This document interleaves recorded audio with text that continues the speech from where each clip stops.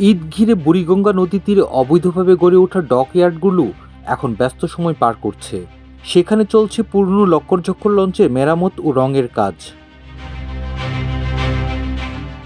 কেরানীগঞ্জ প্রান্তের চরকালীগঞ্জের তেলঘাট থেকে শুরু করে মীরের বাগ পর্যন্ত 25টি ডকইয়ার্ড ঘুরে দেখা যায় 30 থেকে 35টি লঞ্চের ঘষা মাজা, রং করা ও মেরামতের কাজ করছেন শ্রমিকরা। এলাকায় ঢুকতেই কানে আসে হাতুড়ি ও ঘষা মাজার শব্দ। কেউ ব্যস্ত পুরনো লঞ্চ মেরামতে, কেউ করছেন রং। সবচেয়ে বেশি পুরনো লঞ্চে কাজ চলছে তাসরিফ ডকইয়ার্ডে। এছাড়া বেবি সাহেবের ডকইয়ার্ড, লাকি ডকইয়ার্ড, তরিকুল্লাহ মাস্তান রাসেল ডকইয়ার্ডও ব্যস্ত সময় পার করছেন শ্রমিকরা।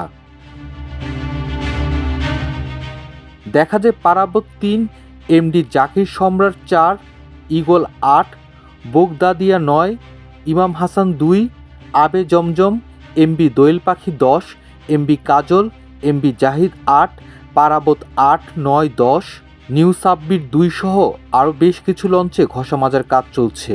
কোনো কোনো লঞ্চে রঙের কাজ শেষ, এগুলো রাখা হয়েছে নদীতে। এক শ্রমিক জানান, যেসব লঞ্চ পুরনো, ফিটনেস নেই, নৌপথে চলাচলে অনুপযোগী, সেসব লঞ্চ সারা বছর বুড়িগঙ্গা তীরের ডকইয়ার্ড এলাকায় পড়ে থাকে। রমজানের শুরু থেকে এসব পুরনো জংধরা লঞ্চ মেরামত ও রং করে ঈদে যাত্রী পরিবহন করা হয়। নৌ পরিবহন অধিদপ্তরের সদরঘাট অফিসের সার্ভেয়ার মোটা অঙ্কের ঘুষের বিনিময়ে এসব ফিটনেসবিহীন পুরনো লঞ্চের অনুমোদন দিয়ে থাকেন। এরপর বিআইডব্লিউটি এর সংশ্লিষ্টরা নদীপথে যাত্রী পরিবহনের সময়সূচি বাস্তবায়ন করেন। ঢাকা নদী বন্দরের যাত্রীবাহী লঞ্চের সময় নির্ধারণ করেন বিআইডব্লিউটি এর জয়েন্ট ডাইরেক্টর মোবারক হোসেন। তিনি পুরনো লঞ্চ মেরামত ও রং করে ঈদযাত্রায় বিভিন্ন রুটে যাত্রী পরিবহনের কথা স্বীকার করেন। বলেন, আমরা শুধু লঞ্চ চলাচলের সময়সীমা নির্ধারণ করি। লঞ্চের রুট পারমিট দেয় নৌ পরিবহন অধিদপ্তরের সদরঘাট অফিস। এই বিষয়ে কথা বলার জন্য বিআইডব্লিউটি এর দোতলায় সার্ভেয়ার অফিসে গিয়ে ডিজি শিপিং ঢাকা নদী বন্দরের সার্ভেয়ার মাশরুক আহমেদকে তার দপ্তরে খুঁজে পাওয়া যায়নি। তার মোবাইলে কয়েক দফা কল করা হলেও তিনি রিসিভ করেননি।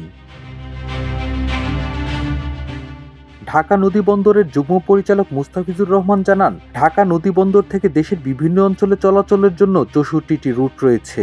পদ্মা সেতু হওয়ার পর অনেক রুটে তেমন লঞ্চ চলাচল করছে না, তবে ঈদে সব রুট চালু থাকে। স্বাভাবিকভাবে দৈনিক 40 থেকে 45টি লঞ্চ বিভিন্ন রুটে চলাচল করে, যা ঈদের সময় বেড়ে 200 থেকে 225টি হয়। কিছু পুরনো লঞ্চও ঈদযাত্রায় যোগ হয়। বাংলাদেশ অভ্যন্তরীণ নৌ চলাচল যাত্রাবাহী সংস্থার সচিব সিদ্দিকুর রহমান পাটোয়ারি বলেন, আগের মতো লঞ্চের ব্যবসা নেই। ব্যবসা না থাকায় পুরনো লঞ্চ মালিকরা লঞ্চ কেটে লোহা হিসেবে বিক্রি করে দিয়েছেন। লক্কর-ঝক্কর আসলে নেই। ডকইয়ার্ডে যা দেখছেন তা নিয়মিত যাত্রীবাহী লঞ্চ। ঈদ উপলক্ষে লঞ্চের আকর্ষণ বাড়ানোর জন্য রং ও মেরামত করানো হচ্ছে। মাল্টিমিডিয়া ডেস্ক, আমার দেশ।